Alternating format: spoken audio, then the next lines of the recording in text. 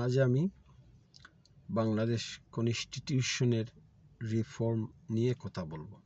একাধারে স্বাস্থ্য রিফর্ম বা অন্যান্য রিফর্ম, জুডিশিয়ারি রিফর্ম নিয়ে আমি কথা বলবো। তো আজকে বাংলাদেশ কনস্টিটিউশনের রিফর্ম নিয়ে কথা বলবো।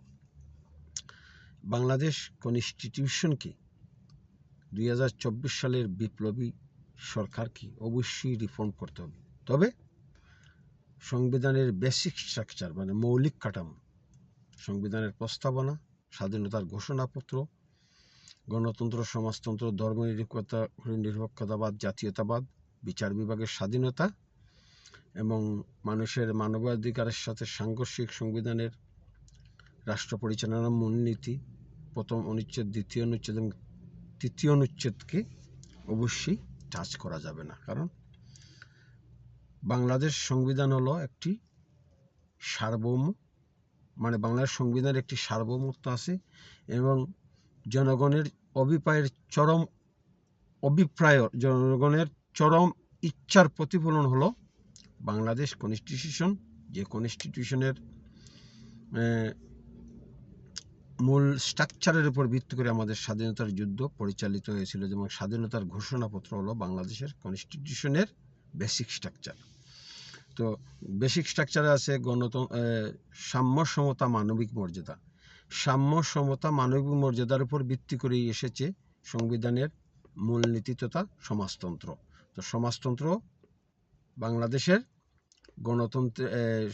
সংবিধানের বেসিক স্ট্রাকচার এবং মানবিক মর্যাদা রক্ষা করতে হলে গণতন্ত্র। তো গণতন্ত্র হলো সংবিধানের বেসিক স্ট্রাকচার। তবে এই বর্তমানে এলিট গণতন্ত্র নয়, যে এলিট গণতন্ত্রের মাধ্যমে এমপি হতে হলে কোটি কোটি টাকা খরচ করতে হলে হয়। আমরা চাই সুশীতের গণতন্ত্র, যেটা বঙ্গবন্ধু চেয়েছিলেন। আমি সে বিষয়ে আরও একদিন আলোচনা করব। তাহলে বাংলাদেশের সংবিধানকে অবশ্যই সংশোধন করতে হবে। এই সংশোধনের দায়িত্ব পরবর্তী নির্বাচিত সরকারের হাতে দিলে হবে না। গণভোটের মাধ্যমে, সাংবিধানিক পরিষদ গঠনের মাধ্যমে পরবর্তী সংসদ নির্বাচনের আগেই আমাদেরকে সংবিধান সংশোধন করতে হবে। যেমন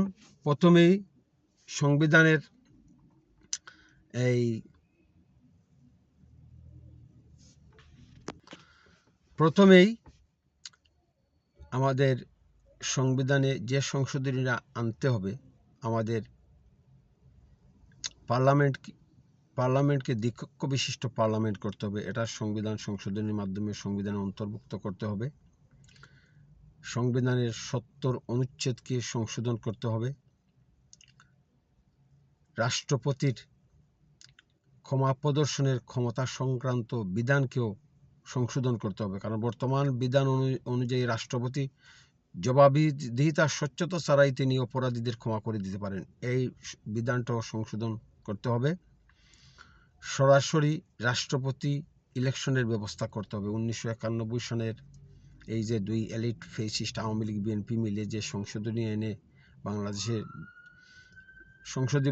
এলিট সংসদীয় ব্যবস্থা চালু করেছিল, সেই ব্যবস্থা থেকে আমাদেরকে রাষ্ট্রপতি শাসিত সরকার ব্যবস্থায় যেতে হবে। জনগণকে সরাসরি রাষ্ট্রপতি নির্বাচনে ভোটদানের ক্ষমতা দিতে হবে। আমরা এমপিদের রাষ্ট্রপতি নির্বাচনের ক্ষমতা দেইনি। আমরা এমপিদের দায়িত্ব দিয়েছিলাম সংসদে ভালো ভালো আইন প্রণয়নের জন্য। সংবিধান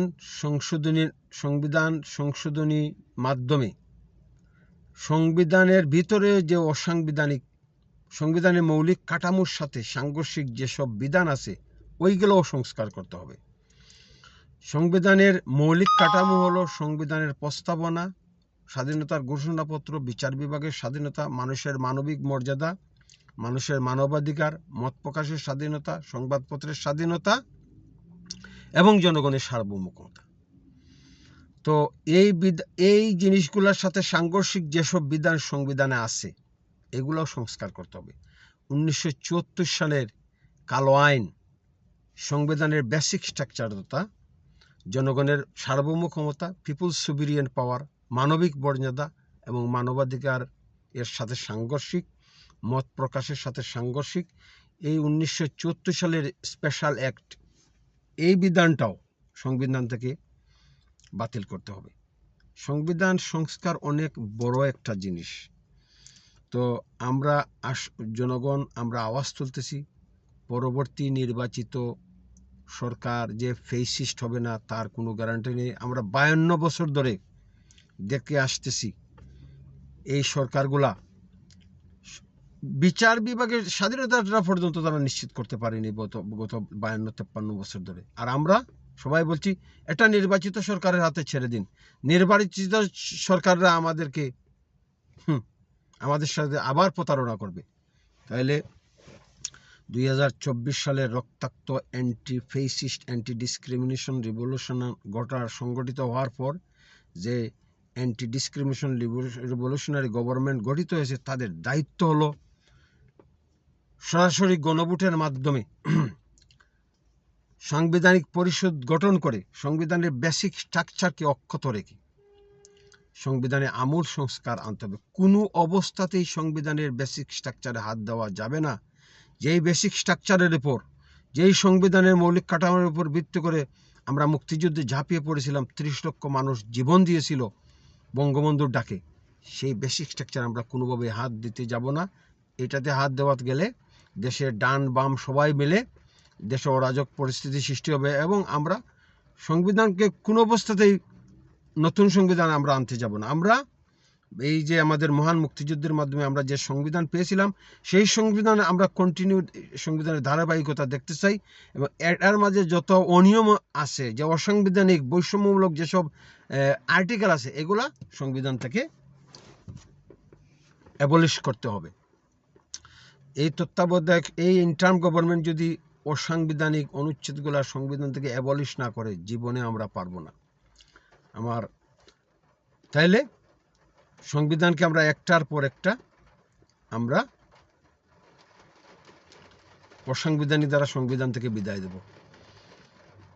প্রথম হলো সরাসরি রাষ্ট্রপতি ইলেকশন, দ্বিকক্ষ বিশিষ্ট পার্লামেন্ট, 70 অনুচ্ছেদের বাতিল, সংবিধানের 91 অনুচ্ছেদ বাতিল, রাষ্ট্রপতির ক্ষমা প্রদর্শনের ক্ষমতাকে সংশোধন এবং সরাসরি রাষ্ট্রপতি ইলেকশন। দ্বিতীয়ত হলো বিচার বিভাগের স্বাধীনতা ও পৃথকীকরণ, জুডিশিয়ারি। 52 বছর ধরে আমাদের প্রতারক এই ফেসিস্ট রাজনৈতিক দলগুলা বাংলাদেশকে তারা শাসন নামে শোষণ করেছে, কিন্তু সংবিধানের বিচার বিভাগের স্বাধীনতা সংক্রান্ত অনুচ্ছেদগুলোতে তারা কোনো পরিবর্তন আনেনি। রাষ্ট্র সবসময় চেয়েছে বিচার বিভাগ তার অধীনে থাকুক, অথচ জুডিশিয়ারি, লেজিসলেটর এবং এক্সিকিউটিভ এই তিনটা মিলে বাংলাদেশ সরকার শুধু মন্ত্রী, এমপি, প্রধানমন্ত্রী, রাষ্ট্রপতি নয়। বাংলাদেশ সরকার, সুপ্রিম কোর্টও বাংলাদেশ সরকার এর একটি অংশ। 3টি অর্গান মিলে হয় একটি বাংলাদেশ সরকার। অথচ নির্বাহী বিভাগ সব সময় বিচার বিভাগকে চাপের মধ্যে রাখতে চায়। কোন কুটির বলে? সংবিধানের 116, সংবিধানের 115 অনুচ্ছেদ, সংবিধানের 98 অনুচ্ছেদ, সংবিধানের 48-এর 3 অনুচ্ছেদ এবং 95 অনুচ্ছেদ। এই অনুচ্ছেদগুলার মাধ্যমে যে অসাংবিধানিক ধারাগুলো আছে, তার মাধ্যমে রাষ্ট্র সবসময় বিচার বিভাগকে কবজায় রাখতে চায়। তো 115 অনুচ্ছেদকে সংশোধন করে নিম্ন আদালতকে সরাসরি সুপ্রিম কোর্টের অধীনে দিতে হবে। সুপ্রিম কোর্টের প্রধান বিচারপতি এবং অন্যান্য বিচারপতিরা নিম্ন আদালতকে তদারকি করবেন, তাদেরকে বদলি পদোন্নতির ব্যবস্থা করবেন। রাষ্ট্রপতি রাজনৈতিকভাবে নির্বাচিত রাজনৈতিক রাষ্ট্রপতি, তিনি কোন অবস্থাতেই নিম্ন আদালতের বিচারকদের তদারকি, বদলি, পদোন্নতি, পদায়ন এসবে তিনি জড়িত থাকতে পারেন না। এটা একটা অসাংবিধানিক বিধান। 1999 সালের মাজদার হোসেন মামলার রায়ের আলোকে 2006 সালে বিচার বিভাগ পৃথকীকরণ হয়। মাজদার হোসেন মামলার রায়ে বিচারক তার পর্যবেক্ষণে বলেছেন 116 অনুচ্ছেদ অসাংবিধানিক। কিন্তু আমার প্রশ্ন ছিল, তখনকার সুপ্রিম কোর্ট কেন এই অসাংবিধানিক বিধানটাকে বাতিল করে বিচার বিভাগের তদারকি সম্পূর্ণরূপে সুপ্রিম কোর্টের হাতে তুলে দিলেন না? শুধু পর্যবেক্ষণ বললেই হবে না এটা অসাংবিধানিক। সুপ্রিম কোর্টের দায়িত্ব হলো অসাংবিধানিক সকল বিধান বাংলাদেশের কনস্টিটিউশন থেকে বাতিল করা এবং সকল কলোনিয়ালের এবং অসাংবিধানিক ল, মানুষের মানবাধিকারের সাংঘর্ষিক সকল সংবিধানের বেসিক স্ট্রাকচারের সাথে সাংঘর্ষিক সকল অসাংবিধানিক লকেও বাতিল করাও সুপ্রিম কোর্টের সাংবিধানিক দিক থেকে। যেমন ডিজিটাল সিকিউরিটি অ্যাক্ট, এটা অসাংবিধানিক ল, এটা পিপলস রিপাবলিকে মানুষের যে সার্বভৌম ক্ষমতা আছে, এই সার্বভৌম ক্ষমতার সাথে সাংঘর্ষিক এই ডিজিটাল সিকিউরিটি অ্যাক্ট, এটা আমাদের সুপ্রিম কোর্ট বাতিল করেননি বলেই সরকার গত কয়েক বছর ধরে জনগণকে নির্যাতন করেছিল।